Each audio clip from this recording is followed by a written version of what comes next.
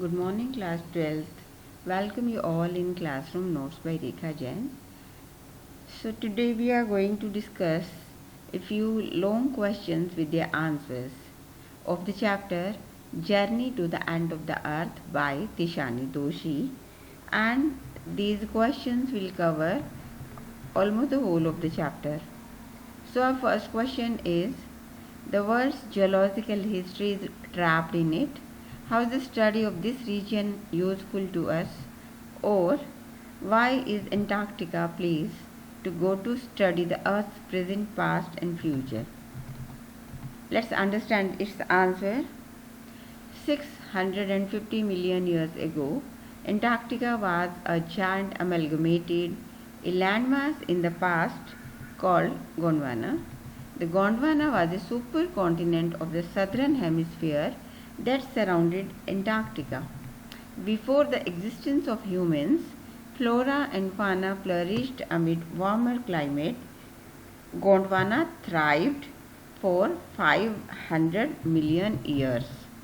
But around the time dinosaurs became extinct and mammals got underway, then this landmass split into countries, the shape which is familiar to us. What happened then? A part of Gondwana pushed northward and formed India along with giving shape to Himalayas. The present day South America was also formed.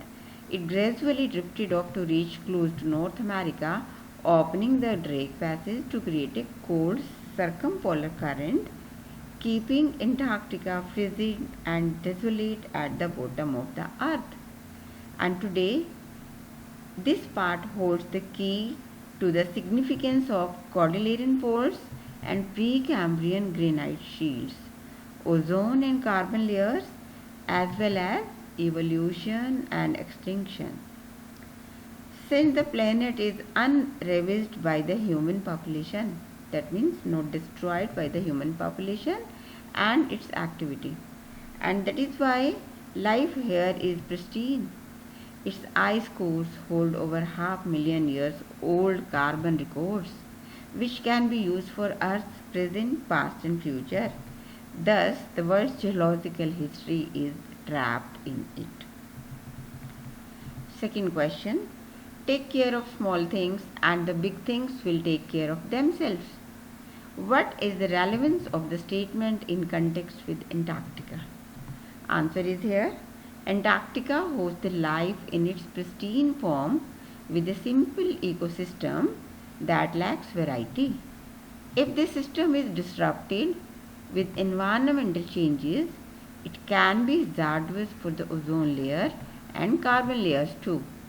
This will adversely affect the phytoplanktons, which nourish and sustain the food chain of entire southern ocean and use the sun's energy to assimilate carbon and synthesis.